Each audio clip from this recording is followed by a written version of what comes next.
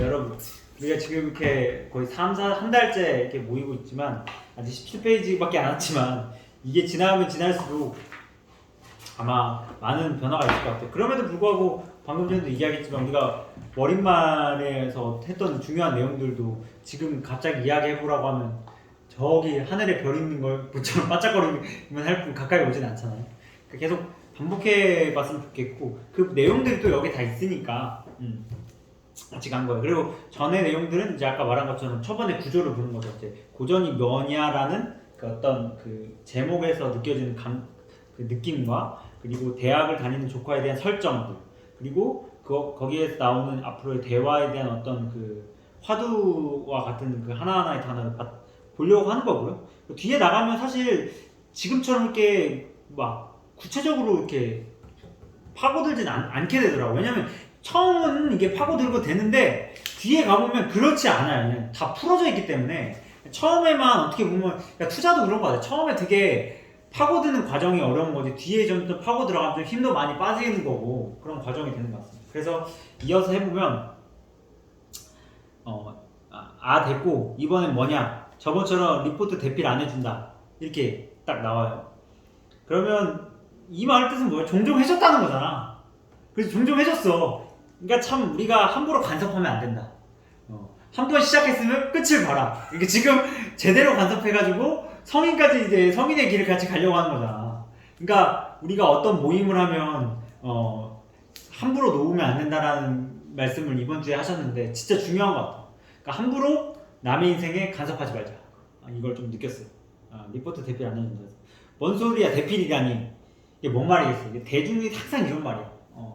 자기 부정을 해야 되는데 자기 부정을 안 하죠. 맞아 오빠 맞아 그 삼촌이 대필해줬어 이러면 이제 끝나는 거야. 이러면 이제 고전이 이제 끝나는 거야. 왜? 자기 성찰 이미 들어가잖아. 근데 여기서 뭐야? 뭔 소리야 대필이라니. 이게 그러니까 이제 맛이 있는 거지.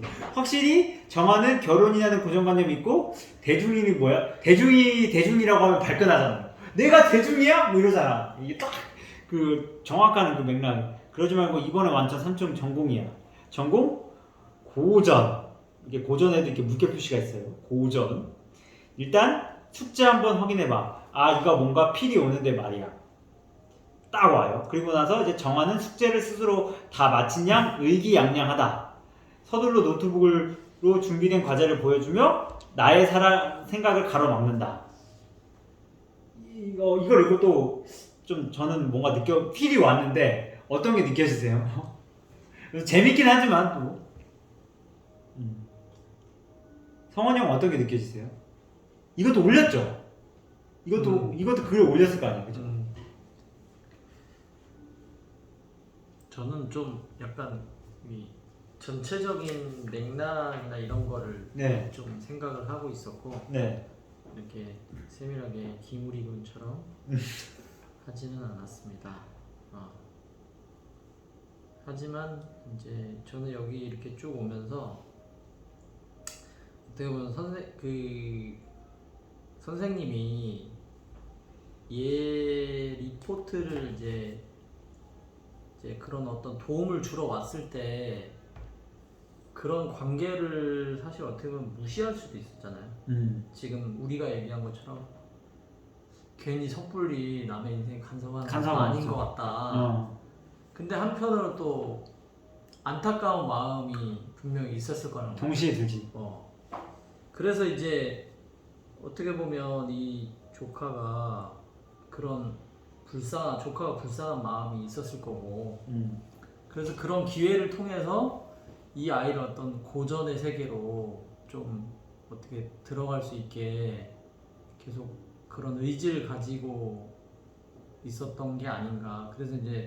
그래서 한 번씩 올 때마다 그런 리포트를 핑계로 이제 그것도 해주고 근데 이제 뭐라 해야 되나 점점점 그 횟수가 많아지면 많아질수록 선생님의 마음속에는 고전으로 얘를 계속 이제 이끌어주고 싶은 마음이 있지 않나.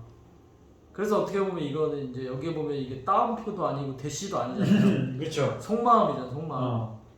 대화체가 아니라 맞아, 대화체가 또 아니야 여기 또. 속에 있는 마음을 이제 느끼고 얘기를 여기서 글로 표현한 건데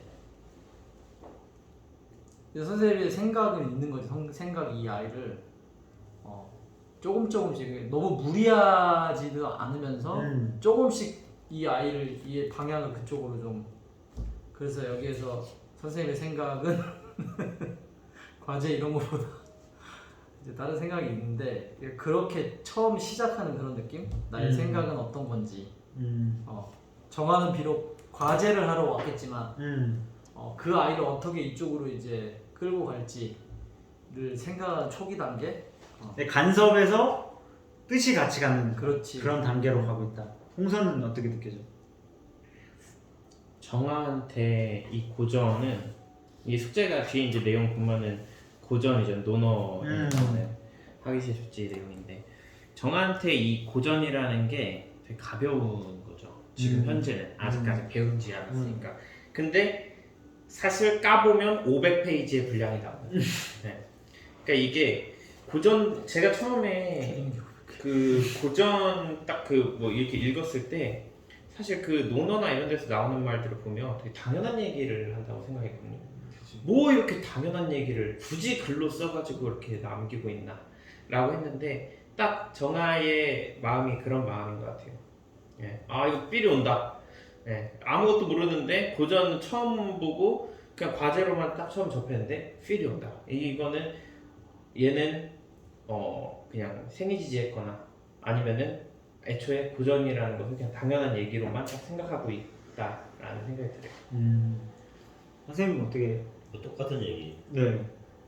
그러니까 정화가 어떻게 보면 우리의 현재 수준하고 똑같습니다. 그렇죠. 그래서 고전이라는 아까 그 이면에 뭐가 메타포 같은 게 되게 많은데 네. 그걸 다 모른다. 어떤 사람들은 그 의미를 심어놓은 거 아닐까. 그렇죠. 정화를 통해서. 정화를 통해서 메타포. 그러니까 참 저는 일단 구조적으로 그러니까 그 단어적으로 느껴진 것은 뭐가 있냐면 우리가 대학을 다니면 사실 대학 그 고등학교에서 대학교를 가면은 언어에서 참 달라지는 것 중에 하나가 숙제에서 과제를 권하거든요. 우선 그거 느껴지니? 이게 말의 표현이 되게 웃겨. 고등학교는 숙제 검사한다고 하거든. 대학교를 가면 갑자기 과제로 바뀌어. 근데 그때 여기서는 그러니까 물론 선생님이 그거는 뒤에 가보니까 단어를 좀 헷갈려 가시더라고. 그러니까 여기서는 숙제란 말을 쓰다가 뒤에는 또 과제란 말을 써. 그러니까 내가 볼 때 일관성은 이건 없어. 근데 내가 볼 때 처음에 숙제란 말을 쓴 게 더 오히려 일관성이 있는 게 뭐냐면 숙제는 사실 해야 되는 의무성이 있거든. 당위성이 있어. 숙제를 안 하면 혼내잖아. 근데 대학교는 과제를 안 해가면은 혼나진 않아. 그냥 내가 책임지면 돼. 그러니까 이게 애매한데 결국 뭐야? 이 고전이라는 건 어떻게 보면 우리가 인간으로서는 숙제인 어떤 숙명과 같은 그런 어떤 하나의 페이지일 수도 있다라는 느낌에서 그러니까 단어 선택만 보는 거예요. 그러니까 아닐 수 있어요. 제가 느꼈던 건 그래요.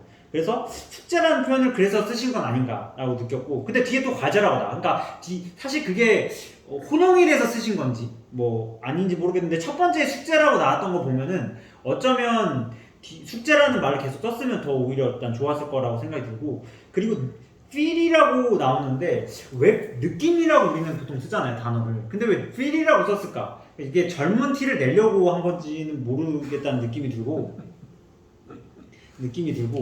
그 다음에 그 아래로 내려오면은 정하는 숙제를 스스로 다 마친 양 의기양양하다.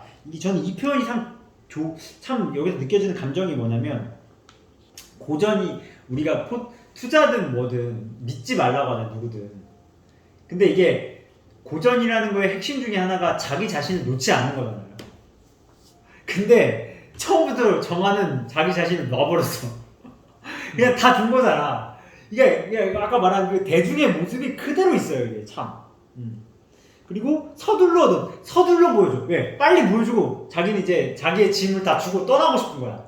고전이라는 건 자기 십자가를 짓는 건데 그 아닌 어떤 대중의 모습이 싹 있고 이제 나의 생각을 가로막는다 라는 표현으로 딱 끝나는 걸 보면서 아, 이게 대중이라는 게 이러한 모습을 갖춰지는구나 라는 어떤 느낌이 들었었어요. 그래서 고전이라는 게 스스로 자신을 놓치지 않는 거라는 그 어떤 느낌이 이 그 정화가 숙제를 다 마친 다 마친 의기양양한 그 모습을 생각해 보면서 아 고전이라는 건 정말 나를 포기하지 않는 거라는 것을 좀 여기에서 주는 메시지가 아니었나 뭐 저는 좀 그렇게 느꼈었던 거고요.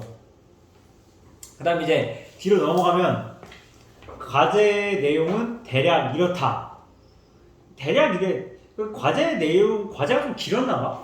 이것도 긴데도 대략 이렇다라고 하는 거면 뭉뚱그려서 이야기한 건지 모르겠는데 그래서 쭉 나와요. 그래서 공자가 말한 유명한 세 문장 구절이 있다. 배우고 때때로 익히면 즐겁지 아니한가. 벗이 멀리서 찾아오니 반갑지 아니한가. 남이 알아주지 않아도 서운해하지 않으면 군자가 아닌가. 이 구절은 복잡한 이론도 아니고 대단한 이야기도 아니며 공자가 생각하는 군자의 모습을 담담하게 그린 문장이다. 이 중에서 가장 마음에 다가오는 문장 하나를 주제로 정하여 자기의 삶의 경험에서 또는 평소에 생각해왔던 소신, 신조 등을 바탕으로 왜 자신이 선택한 주제가 마음에 다가왔는지 또 우리 인생에서 그 주제가 어떠한 의미를 담고 있을지 자기 글로 서술해 보시오가 과제예요. 어떠세요? 홍선은 과제 해봤잖아. 이렇게 과제가 나온 적이 있니? 문제 없죠. 근데 수학에서 이런 거 나오는 거 있니? 수학에서 이런 어떤 느낌이 갖춰지는 거? 없어요. 자기 생각을 쓸 건 없어요. 수학과에서는. 왜냐하면 거기는. 정해진 대로 하면 되거든요. 답을 내리면 되고 수학과. 정해진 대로 증명하면 되거든요. 그리고 형은 어떠세요? 이런 과제 느낌?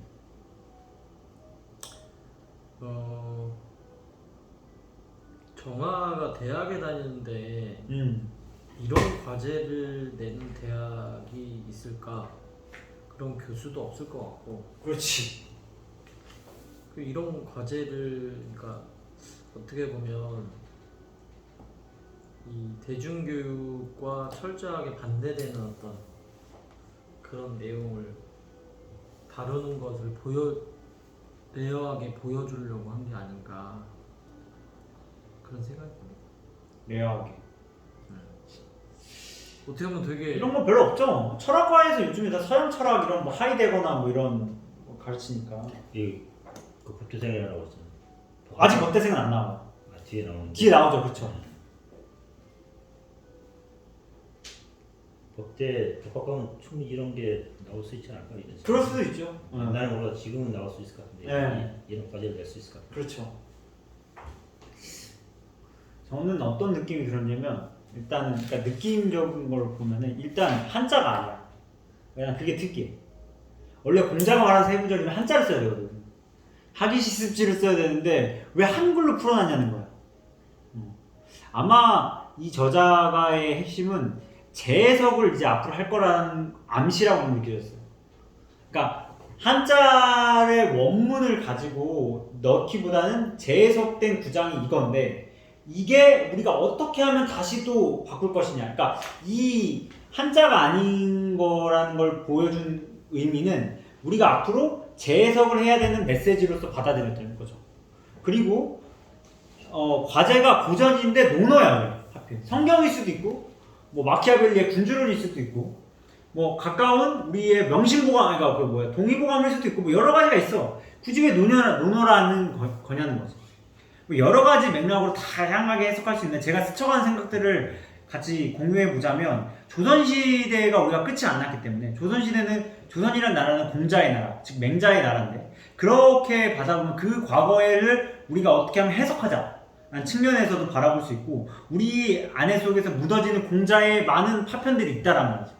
그런 것들고 담고 그리고 학이라는 것에서 출발하는 것 중에서 가장 매칭이 잘 되는 게 논어라는 측면이 된다는 거죠. 그런 의미에서 저는 가져왔다고 생각이 드는데, 그러니까 이런 관점에서 보면 참 이 문장을 평생 우려도 뭐 끝이 안 날 정도로 있는 문장이죠. 맛이 계속 바뀌는 그런 문장인데 그걸 한번 같이 이야기해보자는 과제로서 되게 큰 태제라고 봐요. 이게 그리고 여기 블록되어 있는 글씨들 있잖아. 복잡한 이론이 아니야. 복잡한 이론도 아니고 대단한 이야기도 아니야. 뭔가 조금 그 성경은 태초에 하나님이 있었다. 뭐 이런 뭐 약간 뭔가 구라가 뭐 약간 있잖아. 근데 뭐 공부하고 때때로 배우면 즐거워. 뭐 이런 거 약간 뭐 심심하고 이게 무슨 맛이야. 하지만 그것만큼 또 강력한 게 없었다는 그런 메시지로서 담겨지는 문장인데 그런 걸 딱 해주면서 참 우리가 이런 어떤 그 논어를 앞으로 이제 배우겠다라는 그런 개념이 들어온다라는 거죠. 아무튼 그렇게 과제 내용에 대해서는 이렇게 나와요. 근데 수많은 해석이 있을 거라고 생각해요. 왜 논어를 갖고 왔는지, 그리고 논어의 구절은 중에서도 이 외 세 가지인지. 그래서 사실 공자가 말한 세 가지 유명한 구절이라고 하는데 사실 공자가 말했기도 했지만 그 말한 수 가지 문장 중에서 편집자가 선택한 거잖아요. 그러니까 공자가 말한 것은 공자가 선택했지만 유명한 거는 편집자의 의도잖아요. 그렇죠? 그 편집자의 의도를 우리가 명확하게 또 파악하기 위한 게 또 그 고전의 하나의 큰 배움이니까. 그래서 쭉 나옵니다. 그래서 이제 그런 어떤 생각으로 쭉 이제 진행이 되면서 한번 여러분도 왜 이런 논어를 선택했으며 한자가 왜 아니고 공자가 말한 이 세 구절에 대해서 한번 생각해보고 갔으면 좋겠습니다. 또 끊고 가보도록 할게요.